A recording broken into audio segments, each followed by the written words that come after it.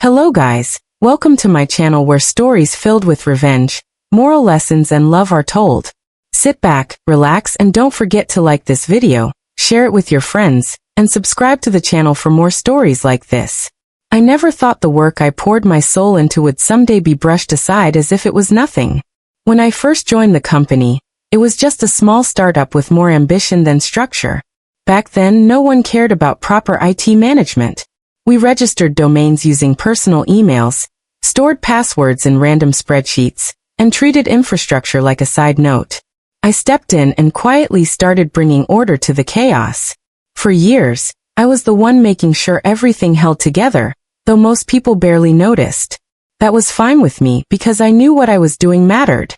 Every time I saw our systems working seamlessly, I felt proud, even if nobody said thank you. Things shifted when Victor arrived. He was introduced at a company meeting as the new director of operations, brought in to streamline expenses and focus on core functions. I still remember the way his smile didn't reach his eyes as he made his speech about efficiency. People clapped, but I had a knot in my stomach. From the moment he joined, his eyes were always on budgets, trimming and cutting, without a second thought for what those numbers represented in the real world. The first time he sat down with me, he skimmed through my reports like they were trivial. Domain registrations? DNS? Mira, oh sorry, Zara, these are administrative tasks, not core to our revenue. We'll need to scale back. His words landed like stones in my chest. I tried to explain how fragile our entire infrastructure was without those domains, how every client login, every demo, every transaction depended on them. But Victor leaned back, tapped his pen against the table and said, Zara, let's be real. No client cares about a domain name. They care about features, sales, and outcomes. Let's not get dramatic. I forced a calm smile, but inside I burned. Dramatic? Was it dramatic to prevent an entire company from collapsing overnight? I thought about all the weekends I had stayed up until midnight renewing services that no one else even knew existed, ensuring uptime when everyone else slept peacefully. Still, I nodded, because I had learned that arguing with someone who believed they were the smartest in the room only made them dig their heels deeper. Instead, I got smart. I started keeping a meticulous record of every asset, every domain, every dependency. I documented the renewal dates, the systems linked to them, and the consequences if they were neglected. I knew someday someone would need this information, even if they didn't believe it now. Quietly, I also began shifting credentials away from my personal accounts into company ones, though many of those early registrations were tangled with my name. Years of cleaning up after sloppy management had made me cautious, and I wanted to make sure I wasn't the scapegoat when things went wrong. The turning point came when HR announced that an external audit was coming up. They asked each department to prepare a handover memo of responsibilities and risks. I smiled to myself. Finally, an opportunity to put everything on paper, not as a complaint, but as facts. I wrote out a crisp, professional document that outlined each domain, its purpose, and the systems attached to it. Next to each, I added notes. Budget request denied by Victor August. Renewal postponed despite warnings in September. I didn't add emotion, didn't point fingers beyond recording who made which call. It was all there, black and white. When I submitted the document, HR gave me a polite nod, probably not realizing the weight of what they held. Victor, on the other hand, raised his eyebrows when he glanced at it. Detailed as always, he muttered, as if I had overdone it. He slid it aside and moved on to talk about cutting costs for office snacks. Snacks mattered more to him than the backbone of our digital infrastructure. From that day on, I pulled back. Not in laziness, but in deliberate detachment. If Victor wanted to believe my work wasn't vital, then he would live with the consequences. I made sure everything was tidy and clear, so if something went wrong, no one could say they weren't warned. I stopped staying late to fix unnoticed issues. I didn't chase people for approvals. I simply did what was within the exact scope of my role, no more, no less. It was strange, watching the company sprint forward with so much bravado. Victor strutted around as if he was a savior, boasting about the money he had saved. The leadership team applauded his efficiency, unaware that the clock was ticking on the very foundation their success stood upon. I walked past them in hallways, my expression neutral, while inside, I held a quiet truth. Sooner or later, reality would catch up. And when it did, there would be no need for me to shout or prove myself. The silence of systems going dark would speak louder than any words I could say. 2 weeks passed after Victor's infamous budget cuts, and I had settled into a rhythm of quiet observation. I did my work without fuss, handing in neat reports, keeping my records updated, and stepping back from the frantic over-delivery I used to give. My heart no longer leapt when emails from Victor landed in my inbox. I knew that they would contain another reminder to prioritize efficiency, another note about trimming hours, another dismissal of something I considered critical. I let them roll off me, because deep down I understood the truth. The company had been running on borrowed time. The day everything came crashing down started like any other. I arrived at the office to find the usual hum of conversations, the smell of burnt coffee, and the clacking of keyboards echoing through the open workspace. No one suspected anything was wrong. The sales team was buzzing because they had a high-stakes demo scheduled with a potential client that could bring in millions. They were rehearsing lines, practicing their slides, and making jokes to release the tension. I watched from my desk, feeling an odd mix of detachment and foreboding. Around 11, as the demo was about to begin, the first whisper of trouble reached my ears. One of the engineers rushed past me, phone pressed to his ear, face pale. "The site's down," he muttered. I froze, listening as another engineer pulled up his laptop. "No, it's not just the site, everything's down. Authentication servers, dashboards, client portals." A heavy silence fell over the room as monitors filled with error messages and connection timeouts. The confident chatter of the sales team turned into panicked questions. I opened my own laptop and typed in our domain. The screen blinked and displayed a stark message. "This site can't be reached." My chest tightened. I already knew what it meant, but I checked the registry anyway, and there it was in black and white: the domain had expired. Without renewal, our DNS was gone, and every single system built on top of it had collapsed like a house of cards. "Zara, do you know what's going on?" one of the engineers asked, his voice trembling. I kept my tone calm. The domain registration expired. Without it, nothing resolves. It's like the foundation of a building vanishing overnight. He blinked, as if trying to process the simplicity and enormity of it at once. Victor stormed out of his office, red in the face. "Why isn't the demo up? Do we have backups? What's the ETA?" His words came out rapid fire, aimed at no one and everyone at once. The engineering team stammered about the DNS, about expired registration, about credentials they didn't have. Victor's eyes darted around the room until they landed on me. "Zara, fix this. You've always handled these things." For a moment I just looked at him. He had no idea that I had carefully stepped back, transferring ownership, documenting everything, making sure my personal information was no longer tied to company assets. I chose my words with care. "I don't have access anymore. All my requests for renewal were denied. Everything I knew about these risks is documented." His face darkened, but I didn't flinch. Around us, the chaos grew louder. Salespeople shouted into their phones, apologizing to clients. Engineers tried frantically to redirect traffic. HR called legal, whispering about liability. In the boardroom, the executives sat with their hands on their foreheads, watching a disaster they couldn't reverse in real time. By afternoon, the board had convened an emergency meeting. I was summoned, not with respect but with desperation. They needed me to explain what had happened, to untangle the mess. I walked into the room where suits sat in tense silence, the air thick with anger and fear.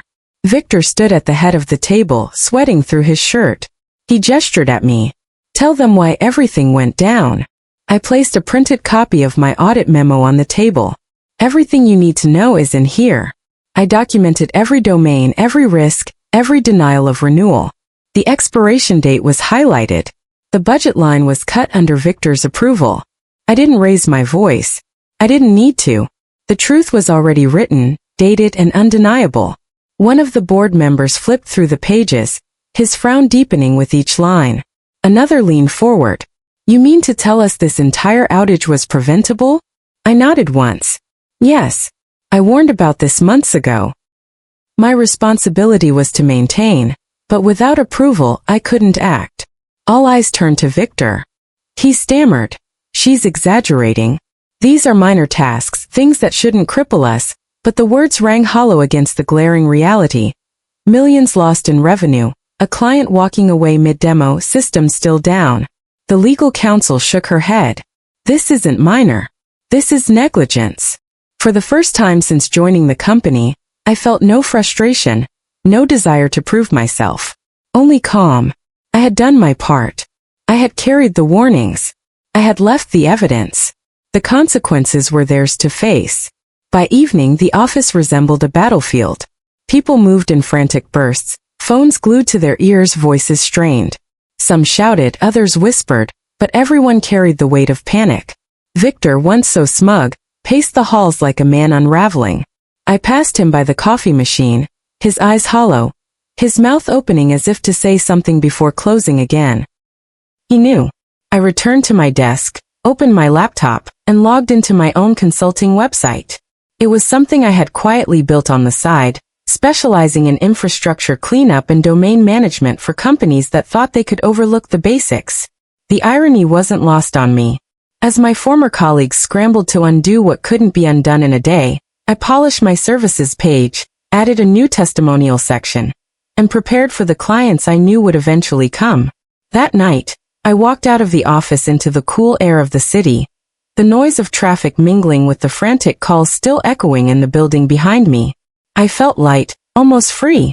For years, I had carried the invisible weight of responsibility, treated as dramatic or overzealous. Now the silence of the crash systems was louder than any speech I could have made. The truth had spoken for me. The day after the crash, the office had an almost ghostly feel. Engineers were still trying to piece together the mess, executives whispered in corners, and Victor didn't even look me in the eye. It was strange to see someone so powerful reduced to fumbling, someone who had laughed off my warnings now swallowed by the very disaster he had ignored. I walked through the halls with quiet confidence, knowing that I had already won in ways they couldn't grasp. I didn't gloat. I simply moved with purpose, aware of every small victory in that silence. Over the next few days, the board reviewed my documentation. They went through the detailed memos, highlighting each instance where Victor had denied my requests or brushed off warnings. I stayed out of the meeting rooms mostly, letting the facts speak. Yet, when they finally called me in to discuss next steps, it was clear the tides had shifted. The CEO, usually distant and unapproachable, leaned forward. Zara, your foresight was precise. You weren't just thorough, you saved us from even worse damage. We need to rethink how we manage infrastructure. Victor shifted uncomfortably, his earlier swagger replaced with a tense stiffness. He tried to explain his decisions, but the room was no longer receptive. Every word he said was now measured against documented proof of negligence. I didn't feel triumph over Victor in a personal sense. My motivation was never revenge. It was accountability. And the company in that moment finally understood why foundational systems, the ones no one sees until they fail, must be respected. I realized that in stepping back and letting them experience the consequences of their decisions, I had catalyzed a change far more powerful than any reprimand I could issue personally. While the company scrambled to restore systems and rebuild trust with clients, I began to focus on my own path. My consulting business, which I had developed quietly on nights and weekends, suddenly gained a new edge. I specialized in rescuing companies from the very disasters that Victor and others had caused through neglect. My services weren't just technical fixes, they were lessons, ensuring that organizational negligence didn't spiral into catastrophic failure again. Every client I took on benefited not only from my technical skill, but from my experience in navigating complex corporate dysfunction. One afternoon, I received a call from a former colleague who had stayed behind at the company. Zara, you won't believe it. They're calling in your recommendations, asking for a full audit. They say it's the only way to ensure this never happens again. I smiled, listening quietly as she relayed the requests. I didn't boast. I simply offered guidance, consulting from a position of authority and experience, knowing that the foundation I had built for myself was finally being recognized. The experience reshaped my professional life. I was no longer merely an employee trying to protect systems no one valued.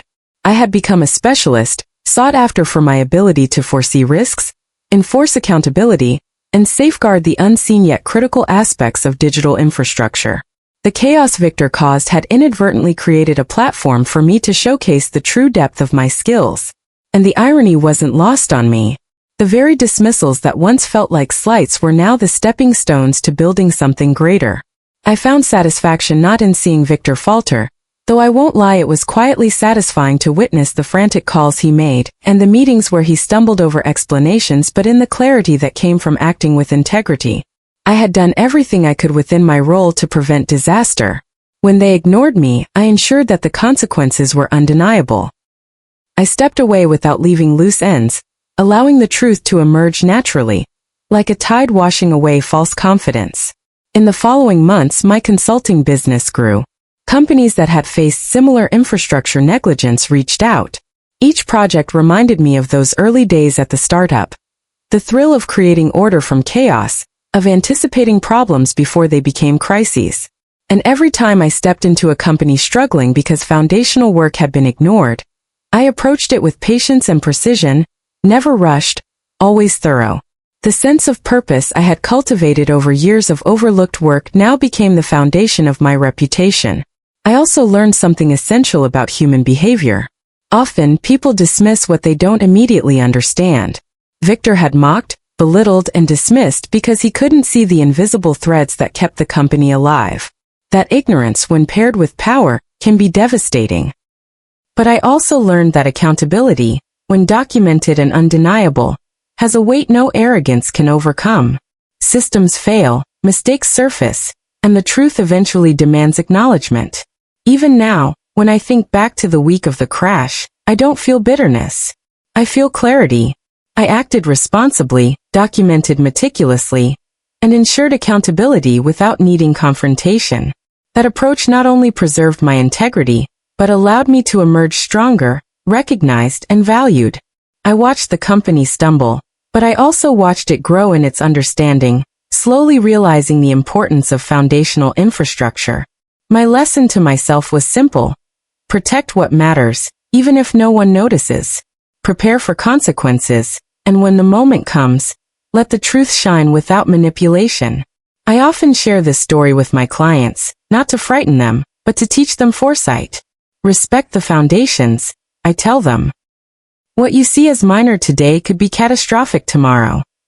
My journey, once invisible and thankless, became a blueprint for success and accountability. I realized that stepping back strategically, documenting facts, and allowing events to unfold naturally can sometimes be more powerful than confrontation. The company recovered, Victor learned harsh lessons, and I built a career that was both resilient and respected. Through all this, I've maintained humility. I know that luck, timing, and preparation all played roles. But I also know that consistent diligence, quiet foresight, and unwavering commitment to integrity can create outcomes far beyond immediate recognition. And in the end, that is the power of working thoughtfully, respecting systems, and letting accountability, not anger or revenge, guide the resolution. So if there's one thing I want viewers to take from my story, it's this. Protect what is important, document everything, and trust that truth has a way of revealing itself. Your careful work, even when unseen, has value. Stand firm in your knowledge and patience. In time, the chaos around you can become the platform that allows your true capability to shine, and the respect and recognition you deserve will follow. Moral lesson. Hello guys, before we wrap up, let's reflect on the lesson here. Life often places us in situations where our efforts are overlooked, dismissed, or undervalued. Just like I experienced with Victor and the company, there will always be people who fail to recognize the foundational work that keeps systems and relationships running smoothly. But the key is not to waste energy on resentment. Instead, document, prepare, and act with integrity. When you do your part carefully and consistently, even in silence, the consequences of neglect by others will eventually speak for themselves. It's also about understanding the power of accountability. I didn't seek revenge. Yet the truth unfolded in a way that revealed the consequences of negligence clearly. Life has a way of balancing itself when preparation meets patience. Protect your work, respect your own standards, and step back when necessary. That calm, strategic approach often achieves what confrontation cannot. Finally, this story encourages resilience and self-belief. Challenges, dismissals, and crises aren't just obstacles, they are opportunities. Opportunities to demonstrate foresight, to refine your skills, and to create something enduring from chaos. When the world around you falters, let your preparation, patience, and knowledge guide you. Rise quietly, yet powerfully, from situations others tie-in, and no one can take that away from you. Like this video if you found value in this story. Subscribe for more tales of resilience and strategic wisdom. Share it with your friends to inspire them. And comment below with your perspectives or lessons learned from situations where patience and preparation turn the tide. Keep building, keep believing, and trust the quiet power of accountability.